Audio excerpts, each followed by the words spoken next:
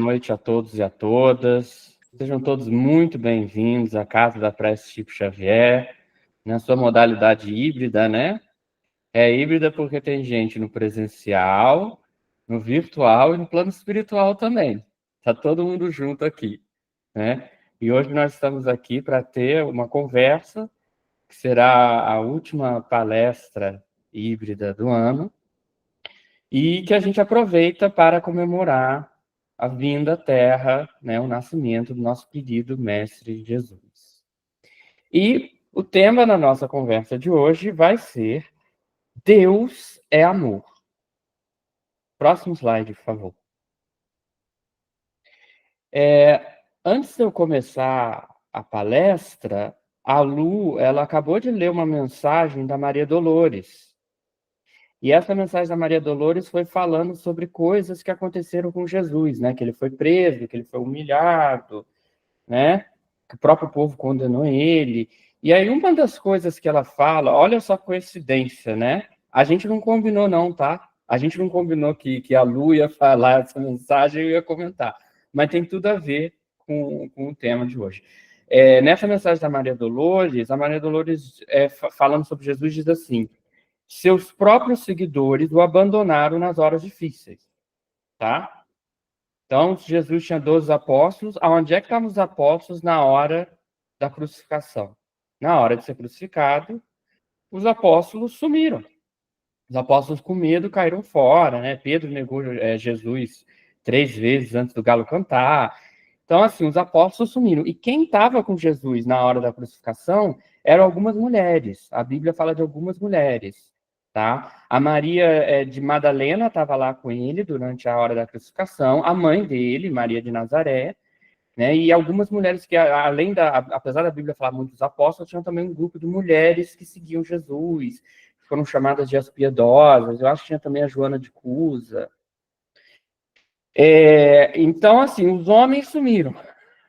Olha isso, na hora de Jesus ser crucificado, na hora difícil, os homens sumiram, fugiram, cadê os apóstolos? Fugiram, sumiram. E quem estava ali do lado de Jesus? As mulheres, Maria de Madalena, Maria de Nazaré.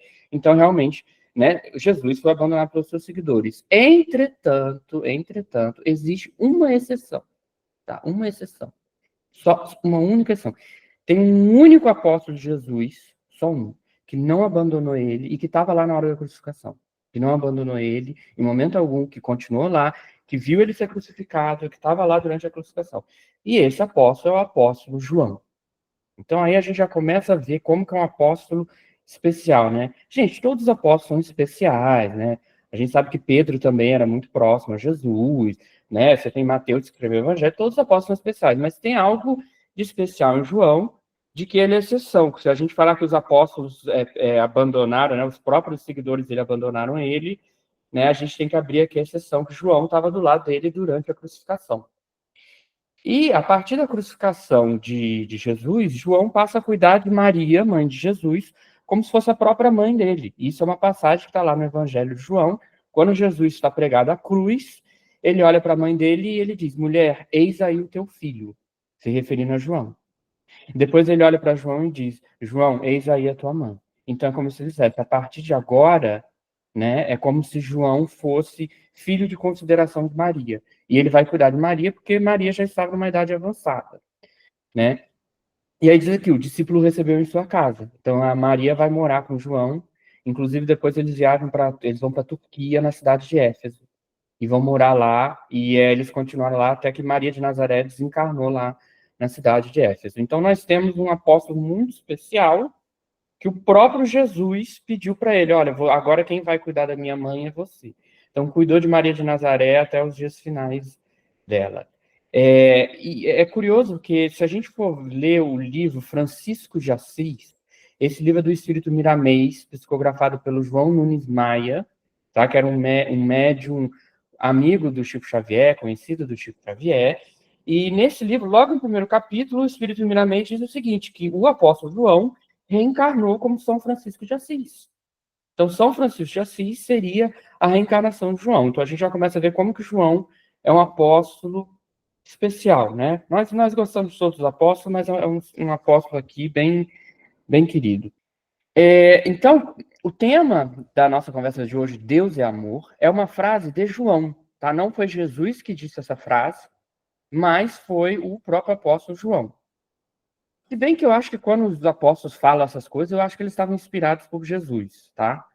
Os apóstolos, quando eles vão escrever os evangelhos, quando eles vão escrever aquelas cartas, eu realmente acho que eles estavam intuídos, eles com certeza eram médiums, ou eles estavam intuídos por uns espíritos muito iluminados para escrever os evangelhos, ou talvez eles estavam intuídos pelo próprio Jesus, né? Quem sabe?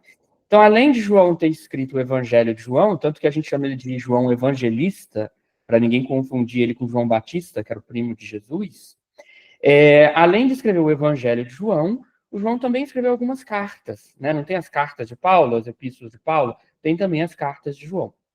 E aí é curioso que na primeira epístola de João, que está lá no Novo Testamento, ele faz essa afirmação, ele usa essa frase: Deus é amor. E ele diz isso duas vezes. Duas vezes na mesma carta ele diz que Deus é amor. Então vamos ver aqui a passagem completa. Ele fala assim: Amados, amemo-nos uns aos outros, porque o amor é de Deus. E qualquer um que ama é nascido de Deus e conhece Deus. Aquele que não ama não conhece a Deus, porque Deus é amor. E um pouquinho mais adiante, na mesma carta, ele repete, ele diz de novo: E nós conhecemos e cremos no amor que Deus nos tem. Deus é amor. E quem está em amor está em Deus. E Deus está nele. Então, o que acontece, gente? Antigamente, Deus era visto como vingativo, tá? As pessoas tinham uma ideia de que Deus é bravo, de que Deus é punitivo, né? Deus, ele tá muito, muito bravo por causa que a gente caiu em tentação, e Deus bravo, ele vai punir a gente, vai fazer um raio cair na nossa cabeça, vai mandar a gente pro inferno. Então, as pessoas tinham essa imagem de que Deus era um velhinho, barbudo, em cima das nuvens, que ele tá muito, muito bravo com os pecados que você cometeu, e ele quer te mandar para o inferno para sofrer por toda a eternidade, né? Ou seja, se eu cair em tentação uma vez quando eu era adolescente, daqui a 2 bilhões de anos, eu ainda estaria queimando no inferno, segundo essa visão. Então, durante muito tempo, perdurou essa imagem de que Deus é bravo, de que Deus é furioso. E aí, quando a gente vai ler o Evangelho segundo o Espiritismo, logo no seu primeiro capítulo, o Evangelho segundo o Espiritismo explica por quê. Ele explica que na época do Antigo Testamento, as pessoas ainda não tinham um senso moral muito avançado. As pessoas não tinham uma compreensão avançada sobre o mundo espiritual, tá? Então, se Moisés viesse falando assim, nós temos que vibrar na vibração da compaixão, do amor universal, porque nós temos que amar todos os seres, porque todos foram criados. Gente, as pessoas não iam nem entender. As pessoas iam falar, esse velho tá maluco. Esse velho pirou, se é que não iam perseguir ele. Tá? Então, naquela época do Antigo Testamento, Moisés teve que falar na linguagem que o povo entendia. E naquela época, a única linguagem que o povo entendia é, olha só, é o seguinte, não pode matar, tá bom? Acabou, vamos parar com essa palhaçada, acabou a bagunça, não pode matar o coleguinha. E aí se alguém perguntar assim, Moisés, por que não pode matar o coleguinha? Porque Deus vai ficar bravo com você. E aí eles entendiam. Porque essa linguagem eles entendiam. Eles não têm nenhum senso moral. É como se você chegasse com uma criancinha, tá, de 4 anos de idade, falasse assim, Pedrinho, você não pode puxar o cabelo do seu coleguinha. É o Pedrinho, por que não? É vocês vão, se você puxar o cabelo do seu coleguinha, papai do céu vai ficar muito chateado com você. Aí o Pedrinho fica assustado assim. E aí você dá essa explicação simplista. Claro que depois, quando o Pedrinho crescer, algum dia ele vai ter que descobrir que não é assim. Você não deixa de puxar o cabelo das pessoas porque Deus vai ficar zangado. Né? Tem outros motivos. Você não puxa o cabelo das pessoas, você não ia gostar que puxassem o seu. Começa por aí, né? Além de vários outros motivos. Mas, enfim, o Evangelho segundo o Espiritismo diz o seguinte, que naquela época do Antigo Testamento, só a ideia de um Deus terrível podia impressionar criaturas ignorantes, nas quais o senso moral e o sentimento de justiça ainda estava muito pouco desenvolvido. Então, aquilo era uma necessidade, tá? Mas a gente não está mais naquela época. Hoje em dia, a gente não é mais criancinha. Eu não preciso mais falar para vocês, não pode matar porque papai do céu vai ficar zangado. Hoje em dia a gente pode ter uma compreensão muito além dessa digamos, de uma criança espiritual, né? Nós estamos buscando a nossa maturidade espiritual. E essa visão de que Deus é vingativo, de que ele é bravo, ela é muito perigosa, tá? Porque se ela for levada ao extremo, se ela for levada no nível do dogmatismo, do fanatismo, Eu sei que teve uma época em que Moisés tinha que falar daquele jeito, mas assim, se você for começar a interpretar muito ao pé da letra, se você for muito dogmático, muito fanático com esse negócio que não, Deus, pecadores tem que punir, isso causa uma série de problemas. Por quê? Porque se as pessoas começam a achar que Deus quer punir os pecadores, quer se vingar dos pecadores, então as pessoas vão achar que elas mesmas podem punir os pecadores. Elas vão falar, não, eu vou me adiantar, antes de Deus punir as pessoas, eu mesmo vou punir as pessoas. Né? Lembra que quando Maria Madalena foi flagrada em adultério, os fariseus queriam fazer o que? Queriam apedrejar ela? É porque eles achavam que Deus era bravo e que Deus queria punir ela. Então, na cabeça deles, eles já estavam se adiantando. Antes de Deus punir ela, a gente mesmo já apedreja ela. Né? Então, no livro A Gênese, o Allan Kardec ele diz o seguinte: tendo Deus o eixo de todas as crenças religiosas e o objetivo de todos os cultos, o caráter de todas as religiões é conforme a ideia que elas dão de Deus. Então ele está falando o seguinte: como Deus é a ideia central das principais religiões, a ideia que você tem de Deus vai influenciar muito a sua religião e as suas atitudes. E aí ele continua dizendo assim: as religiões que fazem de Deus um ser vingativo e cruel julgam honrá-lo com atos de crueldade, como fogueiras e torturas, tá? Ou seja, ele está meio querendo dizer, na época da Inquisição, as pessoas achavam que Deus era vingativo, cruel.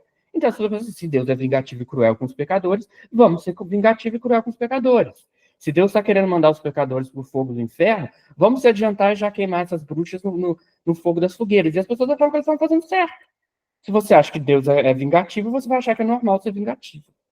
Então, a partir daí começa a surgir uma visão da religião que é totalmente deturpada, em que a principal atenção da religião passa a ser o pecado, ao invés do amor, ao invés de focar no amor, as pessoas focam no pecado. E aí você tem um tipo de dogmatismo que as pessoas só falam de pecado, pecado, pecado. Quem é pecador? Olha, fulaninha é pecador, olha, o fulano pecou. Quem é que pecou aqui? Quem é pecador? E aí você só pensa no pecado, isso é pecado, isso é pecado. Não pode fazer isso, não pode fazer isso, não pode fazer isso. Olha, gente, uma vez eu vi uma pessoa na internet falando que usar shampoo é pecado porque é vaidade, tá? O que é totalmente absurdo, né? Pelo amor de Deus. É lógico que usar shampoo não é pecado.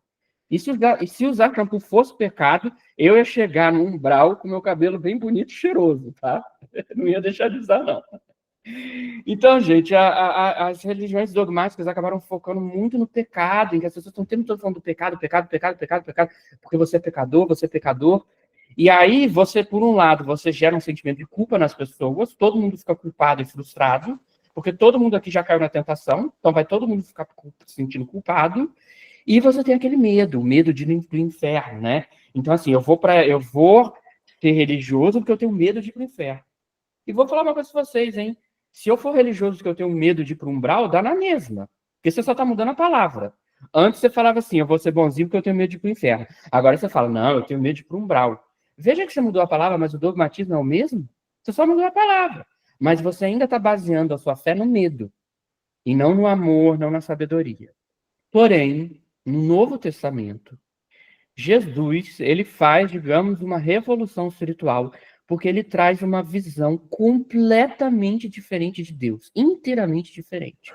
Jesus traz uma visão de Deus que é pura misericórdia, né? Então, como eu disse, Jesus não chegou a dizer Deus é amor, mas quando o apóstolo João falou Deus é amor, ele devia estar muito bem intuído, tá? Ele devia estar intuído pelo próprio Jesus. Porque Jesus trouxe a ideia de um Deus que é pura misericórdia, né? Que perdoa qualquer pessoa. Então, por isso que ele não vai querer apedrejar Maria de Madalena, ele vai perdoar ela. Né? Eu também não te condeno, vai, não peques mais. Porque ele sabe que Deus perdoa. Então, Jesus vai trazer essa imagem, ele vai acabar com aquela imagem do Deus furioso, vingativo, e vai trazer a imagem de um Deus que é infinitamente amoroso, que ama, que perdoa, né? Um Deus de pura misericórdia. Então, vamos ver o que o Kardec diz no livro A Gênese, mais uma vez no capítulo 1 da Gênese. Kardec fala assim: a parte mais importante da revelação do Cristo é o ponto de vista inteiramente novo sobre o qual ele considera Deus.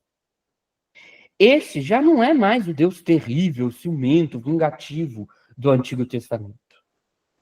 Toda a doutrina do Cristo se funda no caráter que ele atribui a Deus. Com um Deus imparcial, soberanamente justo, bom e misericordioso, Ele fez do amor de Deus e da caridade para com o próximo a condição indeclinável da salvação. Ou seja, se Deus é amor, se Deus ama todas as pessoas e perdoa todas as pessoas, então a gente também tem que amar todas as pessoas, perdoar todas as pessoas, né? Então aqui ele fez o amor de Deus da caridade para com o próximo. Tanto que tem aquela frase de Jesus, né? Quais são os 2 mandamentos mais importantes? Amar a Deus acima de todas as coisas e o próximo como a si mesmo. E essa é a visão do Deus cristão, tá? Então, se algum dia alguém falar para você que Deus é um velho barbudo que está bravo com as pessoas, quer mandar todo mundo para o inferno, esse não é o Deus cristão, esse não é o Deus que Jesus apresentou. Não é mesmo, tá? O Deus de Jesus é o Deus de amor e misericordioso. Esse também é o Deus do Espiritismo. O Deus do Espiritismo é o mesmo Deus definido por Jesus. Tanto que no Livro dos Espíritos, na pergunta 13, a gente tem lá os atributos de Deus, e um dos atributos é: Deus é soberanamente justo e bom. Se quisesse provar de que a visão que Jesus tem de Deus é de um Deus infinitamente misericordioso, basta eu trazer como exemplo a parábola do filho pródigo, né? O filho pródigo é aquela história que ele recebe uma herança do pai, ele sai de casa e gasta toda essa herança só com besteira. Ele só quer saber de festa, tá? A própria Bíblia diz que ele gastou todo o dinheiro com meretrizes, com festa, com bebedeira. Ele torra todo o dinheiro do pai, até ficar pobre e miserável. Quando ele vai ver, até os porcos estão se alimentando melhor do que ele.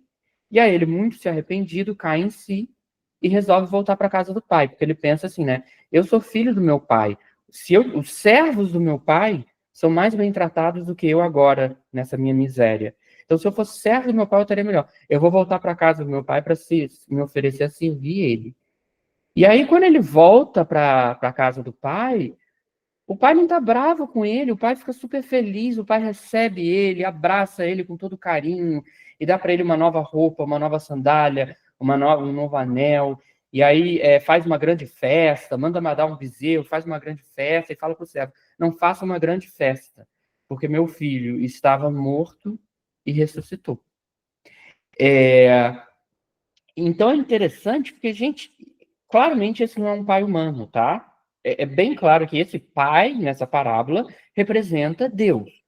Por quê? Porque o que um pai humano ia fazer? Qualquer pai humano ia dar uma bronca, né? Falou: ô, seu moleque, você gastou todo o meu dinheiro, você torrou todo o meu dinheiro com as meretrizes, como é que você faz uma coisa dessa? Ia dar uma bronca nele, né? Mas o que a gente vê nessa história é um pai que ele é só amor, ele perdoa, tá? Veja que o filho pródigo teve um mérito que ele tomou a decisão de voltar para a casa do pai. Ele estava disposto a servir o pai. Então ele teve o seu mérito, ele se arrependeu. Mas uma vez que ele se arrepende e volta para a casa do pai, o pai é só amor. E aí a Joana de Anges, ela tem uma interpretação dessa parábola, ela chama muita atenção para o fato de que esse pai não dá nenhuma bronca, ele não sente nenhuma raiva, não tem nenhuma punição, zero punição. Quando o filho queria ir se perder nas ilusões do mundo material, ele vai, é o livre-arbítrio dele. Mas no momento em que o filho resolve voltar para a casa do pai, o pai aceita ele. Não tem bronca, tá?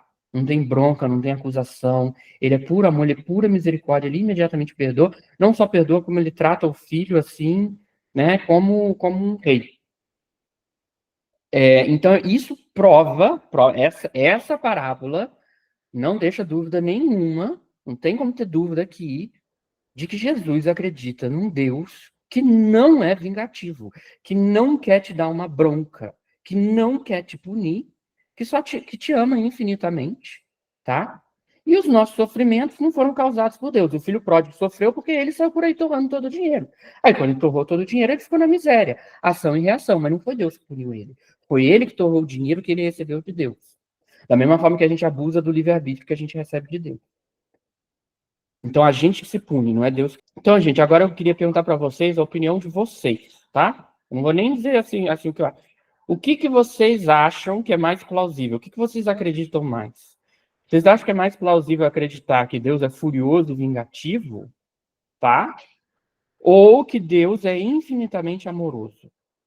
Que Deus é infinitamente amor, que Deus criou tudo e logo ele ama incondicionalmente tudo aquilo que criou. O que você acha mais plausível, né? Vamos raciocinar um pouco, vamos usar a razão.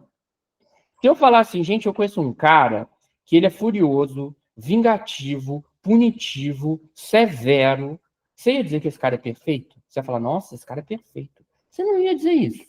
Se você falar para mim que o sujeito é furioso, vingativo, irritado, bravo, severo, ríspido, e ele acha que as pessoas têm que passar toda a eternidade sofrendo por alguns erros que elas cometeram, eu ia falar, gente, essa pessoa é imperfeita. Então, essa visão de Deus cria a ideia de um Deus imperfeito, o que é absurdo. Que é absurdo. Se você vai acreditar num Deus imperfeito, por que chamar ele de Deus? Né? Todas as principais religiões definem Deus como perfeito. Se Deus é perfeito, ele não pode ser vingativo. Porque ser vingativo já é um defeito, já é uma imperfeição. Então, agora vamos ver o que Kardec, em qual Deus que o Kardec acredita. Aqui eu não estou nem falando dos espíritos, tá? Aqui eu não estou pegando o que os espíritos falaram. Vamos ver o que o Allan Kardec falou para ver qual é o Deus que o Allan Kardec acredita. No livro A Gênese, capítulo 2, o Allan Kardec fala o seguinte: são ridículas essas imagens em que Deus é representado pela figura de um ancião de longas barbas. Essas imagens são inconvenientes de rebaixar o ente supremo até as mesquinhas proporções da humanidade. Gente, ele não deixou pedra sobre pedra, né? É até chocante essa frase, ela até dá um susto na gente, porque o Kardec, ele geralmente é muito brando com as palavras dele, ele é muito sóbrio, ele usa palavras bem neutras, ele é muito objetivo com as palavras dele, e aqui você vê o Kardec usando a palavra ridículo. O Kardec começa a fazer são ridículas, ou seja, assim, ele não está deixando nenhuma dúvida de que ele não concorda com essa ideia de que tem um velhinho barbudo bravo em cima das nuvens, tá? A imagem, o Deus que a gente aprende na doutrina espírita, ele é imaterial, ele não tem a forma de um ser humano.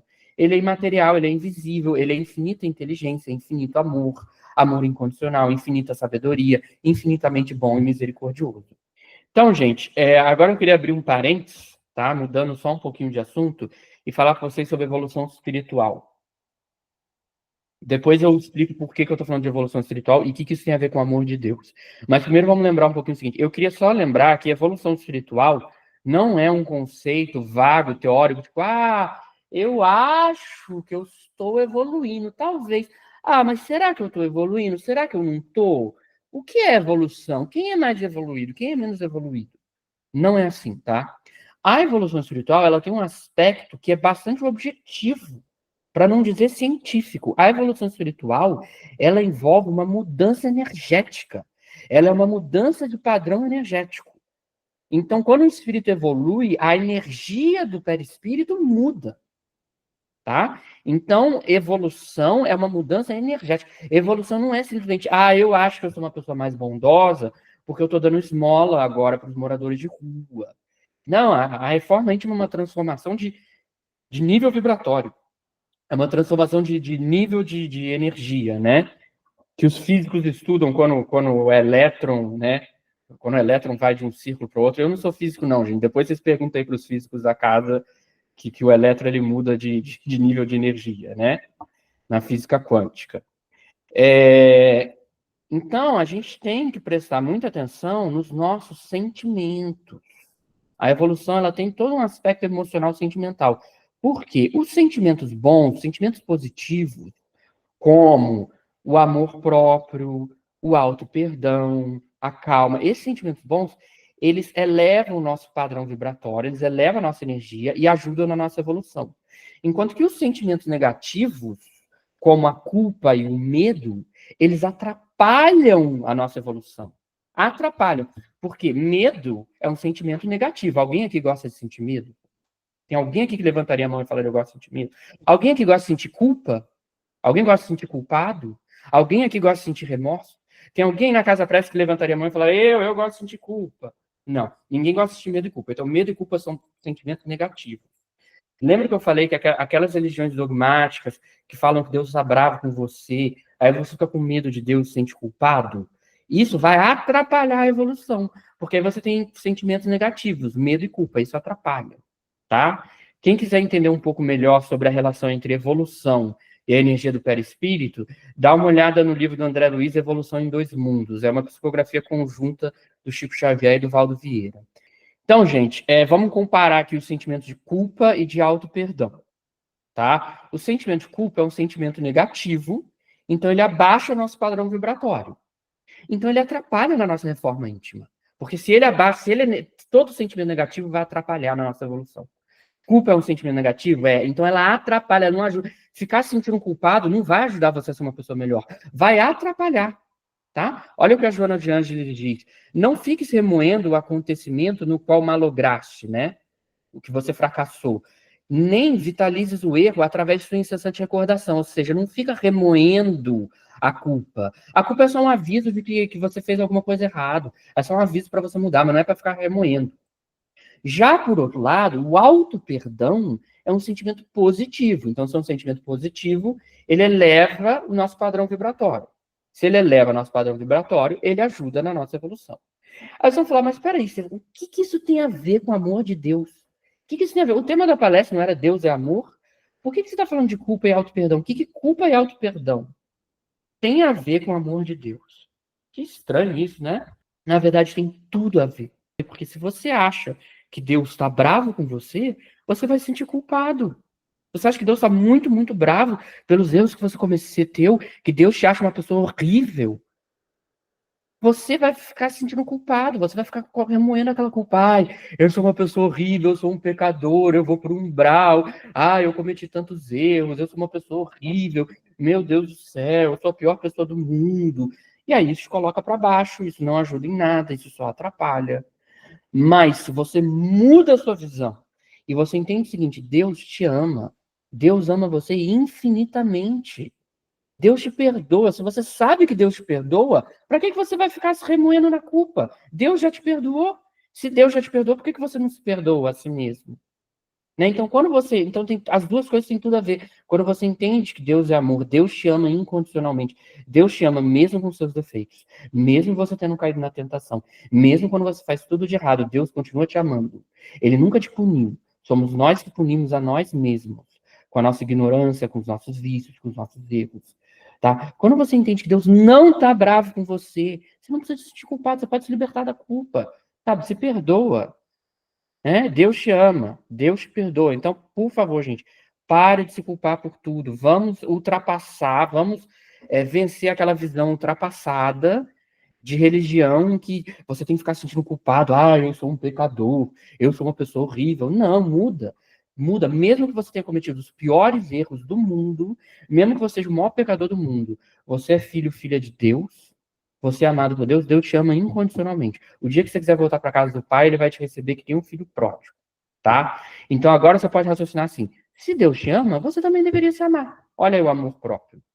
Se Deus te perdoa, você também deveria se perdoar. Porque aí você está fazendo a mesma coisa que Deus. Lembra que Jesus falou: sede perfeitos como o vosso Pai está no céu é perfeito? Né? Enquanto que se você se detesta, se você não se perdoa, você não está agindo como Deus. E aí a Joana de Anjos diz o seguinte: que quando você perdoa você mesmo, você tem mais facilidade de perdoar os outros. E aí ela diz: se você acertar, muito bem, continua. Se você errar, perdoa-te, né? Supera o passado e prossegue na sua caminhada. Então, gente, é muito importante a gente ter a plena consciência de que nós somos amados por Deus. A gente tem que ter certeza, gente, isso tem que estar muito certo na cabeça de vocês. Ninguém aqui pode ter dúvida, não tenha dúvida sobre isso. Você tem que ter a certeza absoluta, Deus me ama.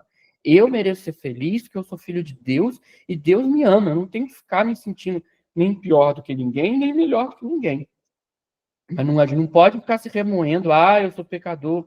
Não, Deus te ama, você é filho, filha de Deus, erro todos nós cometemos, vamos seguir em frente, tá? E, né, vai, não peques mais. E tendo essa plena consciência de que nós somos amados por Deus, isso vai nos ajudar a aceitar nós mesmos, a perdoar nós mesmos, a amar nós mesmos. E você vai ver que é muito mais fácil amar o próximo quando você ama a si mesmo, né? Pensa assim, como é que a Bíblia fala para eu perdoar meus inimigos? Como é que eu vou perdoar meus inimigos se eu não perdoo nem a mim mesmo? Então, essa consciência vai ajudar a gente na nossa reforma íntima.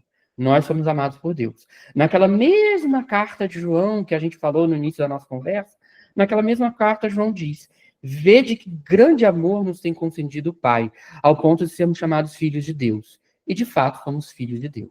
Então, gente, se antigamente, né, na época do dogmatismo, do fanatismo religioso, a religião só focava no pecado, aquela religião só falava de pecado, a religião ela era focada nos sentimentos negativos de medo e culpa, Hoje, com essa nova compreensão que a gente tem na mensagem de Jesus, nós podemos ter uma nova consciência de que a verdadeira espiritualidade, ela deveria se basear no amor divino, no amor de Deus, que é um amor incondicional, um amor universal, um amor por tudo aquilo que existe. Essa deveria ser a base da religião. O sentimento que dá base à religião não deveria ser o medo e a culpa. Deveria ser o amor incondicional. Então, o Evangelho segundo o Espiritismo diz: o amor é de essência divina. E todos vós, do primeiro ao último, tendes, no fundo do coração, a centelha desse fogo sagrado. Então, nós devemos buscar amar todas as pessoas incondicionalmente, da mesma forma que Deus ama todas as pessoas incondicionalmente. Aí nós vamos estar agindo que nem Deus. Eu vou dizer, ué, mas como é que eu vou agir que nem Deus? Você está falando para eu agir que nem Deus? Sim, estou sim. Jesus não falou, sede perfeitos como o vosso Pai que está no céu é perfeito? A gente já não falou isso? Então é isso mesmo que Jesus está falando. Sede perfeitos como Deus é perfeito. Deus ama todo mundo, você também deveria amar todo mundo. Essa deveria ser a base da religião. E não o medo e a culpa. Ah, eu estou culpado, eu tenho medo de ir para o inferno. Né? Vamos basear nossa espiritualidade no amor, que é um sentimento positivo, não na culpa. Além disso, quando você tem plena consciência de que Deus te ama, você passa a ter uma oração muito mais poderosa.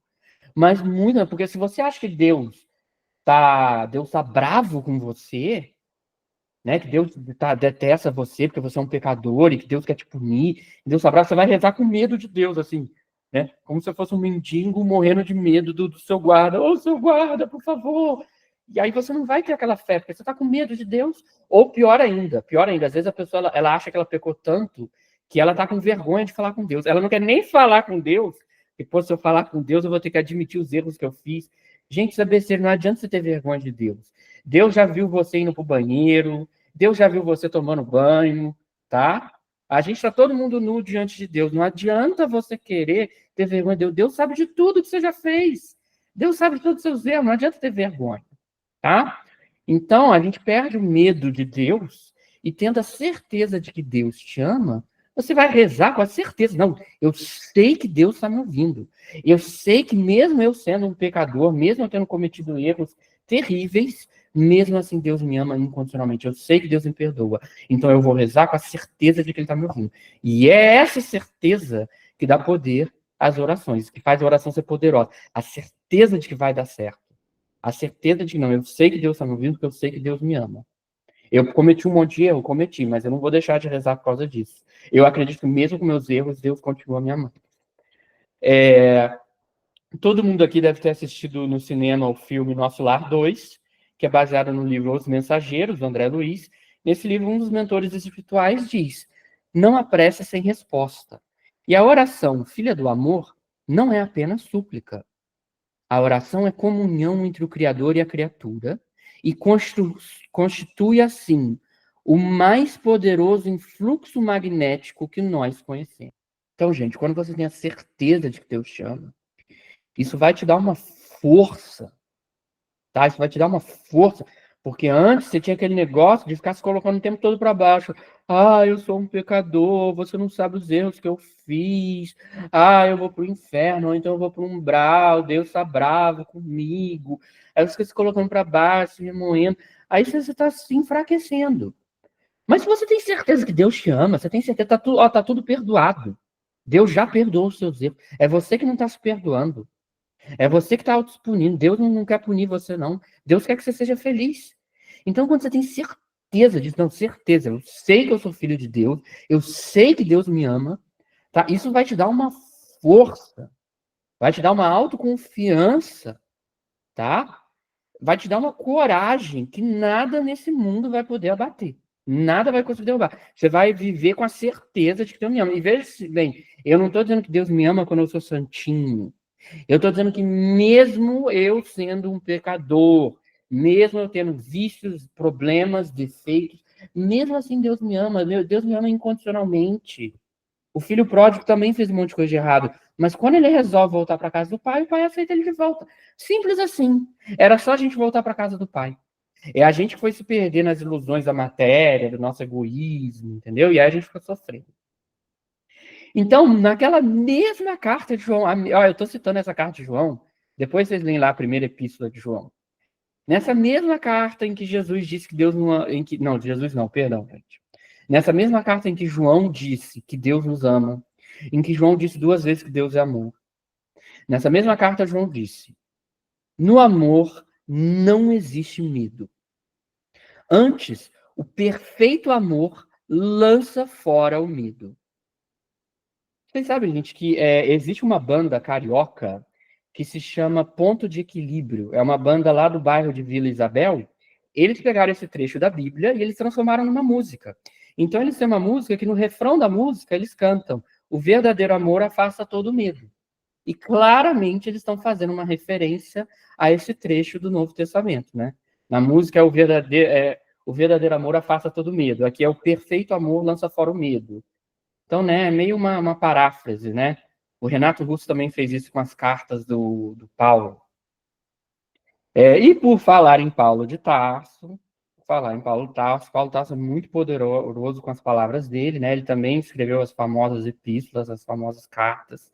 Que palavras poderosas tem Paulo de Tarso. Então, eu gostaria de encerrar a nossa conversa aqui com uma mensagem do Paulo de Tarso na Epístola aos Romanos, em que Paulo de Tarso ele diz assim: mas em todas essas coisas somos mais que vencedores por aquele que nos amou. Porque estou certo de que nem a morte, nem a vida, nem os anjos, nem os principados, nem os poderes, nem as coisas do presente, nem do porvir, nem a altura, nem a profundidade, nem qualquer outra criatura poderá nos separar do amor de Deus, que está em Cristo Jesus, nosso Senhor. Então, pessoal, gostaria de desejar aqui um Feliz Natal a todos, um Feliz Natal a todos vocês, as famílias de vocês, que Deus abençoe todos vocês e que a presença do Mestre Jesus esteja com todos nós e que esse Jesus bebezinho que está nascendo aí, né, no estábulo, que ele possa nascer no coração de cada um de nós nesse final de ano. Muito obrigado, gente.